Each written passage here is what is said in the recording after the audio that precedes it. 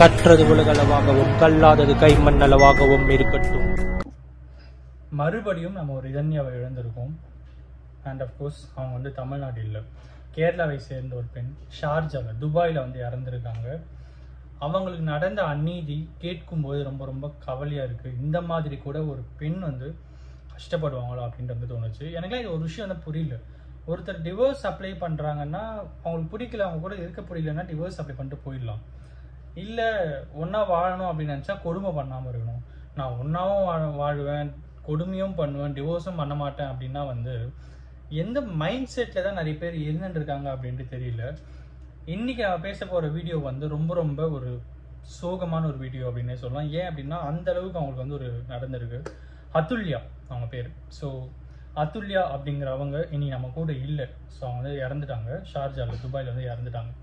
So அவங்களோட உடல் கேரளாவுக்கு எடுத்துகிட்டு வரதுக்கான ப்ரொசீஜர்ஸ் வந்து ஒரு பக்கம் போயிட்டுருக்கு. போன வெள்ளிக்கிழமை தான் பர்த்டே செலிப்ரேட் பண்ணாங்க. வெள்ளிக்கிழமை பர்த்டே செலிப்ரேட் பண்ணிட்டு சனிக்கிழமை அடுத்த நாள் சனிக்கிழமை வந்து அவங்க உயிரோடு இல்லை. ரொம்பவே வந்து ஒரு கஷ்டமான ஒரு விஷயமா இருந்தது அவங்களோட இன்சிடென்ட்ஸ்லாம் கேட்கும்போது. அவங்களுக்கு வயசு வந்து 30, 17 வயசில் வந்து அவங்க கல்யாணம் பண்ணிக்கிறாங்க. கேரளாவில் ஒரு ஃபங்க்ஷன், ஒரு கல்ச்சரல் ஈவெண்ட்டு. ஸோ அங்கே வந்து சதீஷ் அப்படிங்கிற ஒருத்தர் என்ன பண்ணுறாருன்னா அதுல்யாவை பார்க்குறாரு. ஸோ அதுக்கப்புறம் அவங்களுக்கு பிடிச்சி போகுது. அவங்க வீட்டில் போயிட்டு பொண்ணு கேட்குறாங்க. அவங்க ஃபர்ஸ்ட் வந்து ஒத்துக்கலை. ஸோ அதுக்கப்புறம் வந்து ஒத்துக்கிறாங்க. ஸோ அப்புறம் வந்து மேரேஜ் பண்ணலாம் அப்படின்ட்டு பிளான் பண்ணும்போது என்கேஜ்மெண்ட் இருக்குது. என்கேஜ்மெண்ட் இருந்த அப்புறம் அதுல்யா வந்து வெளியே எங்கன்னா போயிட்டு வந்தாங்கன்னா நீ இங்கே ஏன் போகிற, நீ இங்கே ஏன் நிற்கிற, நீ ஏன் இவங்க கூட பேசுகிற, நீ ஏன் இதெல்லாம் பண்ணிட்டு இருக்க, நீ ஏன் இந்த பக்கம் வந்து அப்படிங்கிற மாதிரி ஏகப்பட்ட கொஷின்ஸை வந்து சதீஷ் வந்து கேட்டிருக்காரு. ஸோ அதனாலேயே வந்து அப்போவே என்ன முடிவு பண்ணியிருக்காங்கன்னா அவங்க அதுல்யா வீட்டில் வந்து இந்த மேரேஜ் வந்து செட் ஆகாது, இது நம்ம என்கேஜ்மெண்ட் இதோட நம்ம ட்ராப் பண்ணிடலாம், ரிங்கை கட்டி கொடுத்துடலாம்னு சொல்லிட்டு பிளான் பண்ணும்போது சதீஷ் அவங்க வீட்டுக்கு வந்து அவங்க காலெல்லாம் விழுந்து மன்னிப்பு கேட்டு இனிமேல் நான் ஒழுங்காக இருக்கேன், கரெக்டாக இருக்கேன் அப்படி எப்படின்னு சொல்லி ஏதோ ஒன்று சொல்லி கல்யாணம் பண்ணிக்கிட்டு வாழ ஆரம்பிக்கிறாங்க.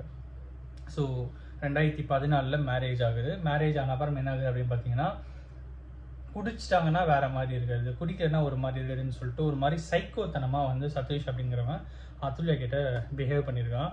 எந்த அளவுக்கு பண்ணியிருக்கான் அப்படின்னு பார்த்தீங்கன்னா அவங்க ஒரு கர்ச்சீஃபை துவைக்கிறாங்க, அதில் அழுக்கு இருந்தாலும் இல்லை துவைக்காமல் மறந்துட்டாலோ அவங்க டாய்லெட்டில் போயிட்டு அந்த கர்ச்சீஃபை க்ளீன் பண்ணுற கர்ச்சீஃப் வச்சு இது பண்ணிவிட்டு கர்ச்சீஃப் அந்த சிங்க்கு அதெல்லாம் இருக்குல்ல அதில் எடுத்து பாட்டை துடைக்கிறது, கர்ச்சீஃப் யூஸ் பண்ணி துடைக்கிறது, அதுக்கப்புறம் வந்து கிச்சனில் இருக்கிற பேசின் சிங்கில் வந்து தொடச்சிட்டு அவங்க மூஞ்சிலத்து வந்து தேய்க்கிறது, அதுல முகத்துலத்து வந்து தேய்க்கிறது. ஸோ அதுக்கப்புறம் வந்து அவங்கள போட்டு அடிக்கிறது, துன்புறுத்துறது. அவங்க ப்ரெக்னெண்ட்டாக இருக்கும்போது 5 மாதம் ப்ரெக்னெண்ட்டாக இருக்கும்போது செருப்பை எடுத்து அவங்களோட வயிற்றில் அடிக்கிறது. ஸோ இந்த மாதிரி ஏகப்பட்ட டார்ச்சர்ஸை அதுல்யான்றவங்க கடந்த 13 வருஷமாக அனுபவிச்சிருக்காங்க. போன வெள்ளிக்கிழமை அவங்களுக்கு வந்து 30 வயசு கம்ப்ளீட் ஆகுது. 30 வயசு, அவங்களோட ஏஜ் வந்து 30. ஸோ ஒரு பெண் வந்து இந்த அளவுக்கு கஷ்டமே படக்கூடாது, அந்த அளவுக்கு நான் கஷ்டப்பட்டுருக்கேன் அப்படின்னு சொல்லி அவங்களே வீடியோ வந்து மேக் பண்ணியிருக்காங்க. அண்ட் எல்லாத்துக்கும் மேலே சிறுநீர் எடுத்துகிட்டு வந்து குடின்னு சொல்லி கம்பல் பண்ணுறது அதுல்யாவை வந்து சதீஷ். ஸோ இந்த மாதிரி ரொம்ப ரொம்ப ரொம்ப வல்கரான டார்ச்சர்ஸை சதீஷ் அப்படிங்கிற ஒருத்தன் வந்து அதுல்யாவுக்கு அடிக்கடி கொடுத்துட்டு இருந்திருக்கான்.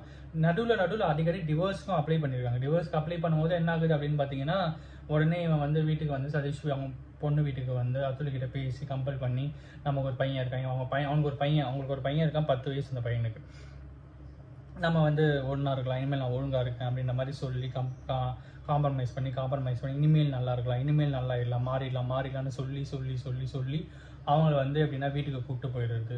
ஸோ திருப்பி அங்கே போயிட்டு டார்ச்சர் பண்ணுறது. இந்த மாதிரியே வந்து ரொம்ப ரொம்ப சைக்கோத்தனமாக நடந்துட்டு இருந்திருக்கான் சதீஷ். போன பர்த்டே நான் சொன்னால வெள்ளிக்கிழமை அன்றைக்கி தான் அவங்க வந்து என்ன பண்ணுறாங்க அப்படின்னு பார்த்தீங்கன்னா இவ்வளோ பெரிய இன்சிடென்ட்ஸ் நடந்த அப்புறமா அதுல்யா என்ன சொல்கிறாங்கன்னா நான் வந்து தப்பான முடிவுலாம் எடுக்க மாட்டேன், எனக்கு ஒரு பையன் இருக்கான், அவனுக்காகவாச்சும் நான் வாழ்ந்துதான் ஆகணும், நான் ஹாப்பியாக தான் இருப்பேன் அப்படின்னு சொல்லி ரொம்ப ரொம்ப சந்தோஷமாக பிரேவாக இருந்த ஒரு பெண் தான் வந்து அதுல்யா.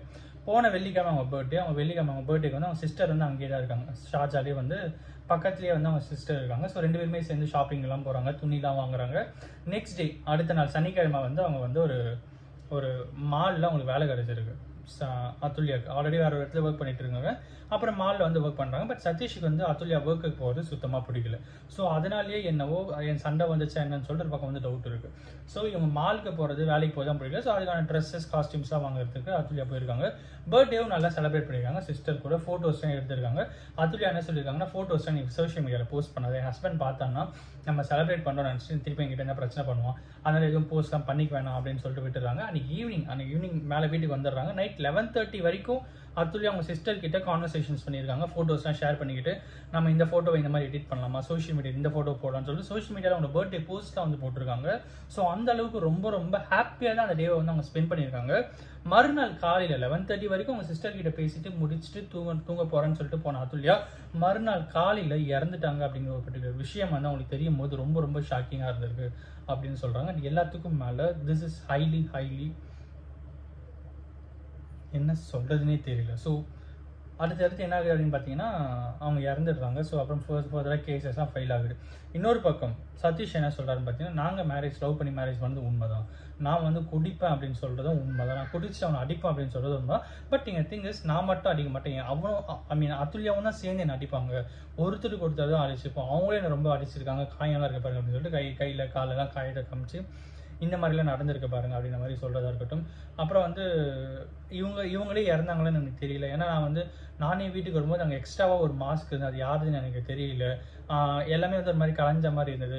எனக்குமே அவங்க மரணத்தை வந்து சந்தேகம் இருக்குது அப்படின்ற மாதிரி சதீஷ் வந்து சொல்கிறாரு. ஸோ அதுல்யா சைடு என்ன சொல்கிறாங்கன்னா, சதீஷ் வெளியே போனாலே கதவை லாக் பண்ணிட்டு டோர்லாம் லாக் பண்ணிட்டு தான் போவோம். So it is highly impossible. Athulya வெளியே போகிறதுக்கும் இம்பாசிபிள், வெளியிலேருந்து யாராவது ஒருத்தர் உள்ளே வரதுக்கும் இம்பாசிபிள். அப்படிங்கும்போது உள்ளே வந்து அதுல்யாவை கொலை பண்ணுறது யார் இருக்க போகிறாங்க அப்படின்ற மாதிரி அதுல்யா ஃபேமிலியில் கொஷின்ஸ் ரைஸ் பண்ணுறாங்க. ஸோ கேசஸ் ஒரு பக்கம் ஃபைலாக இருக்குது. அவங்களோட உடல் கேரளாக்கு எடுத்துகிட்டு வந்து இங்கே ரீபோஸ்ட்மார்ட்டம் பண்ணிவிட்டு அதுக்கப்புறம் வந்து தகனம் செய்யப்படும் அப்படின்ற மாதிரி சொல்லியிருக்காங்க. அந்த இதுதான் கேரளாவில், ஷார்ஜாவில், இந்தியாவில், தமிழ்நாட்டில்னு சொல்லிட்டு எல்லா இடத்துலையுமே பேசிகிட்டு இருக்க ஒரு விஷயமா இருக்குது. அண்ட் அஃப்கோர்ஸ் ஒரு மேரேஜ் லைஃப் செட் ஆகலை அப்படிங்கிற பட்சத்தில் அதை நம்ம பிரேக்கப் பண்ணிக்கிட்டு ஒருத்தருக்கு ஒருத்தர் ஹாப்பியாக அவங்க லைஃப்பை லீட் பண்ணிட்டு போகிறது தான் பெட்டராக இருக்குமே தவிர அதை விட்டுட்டு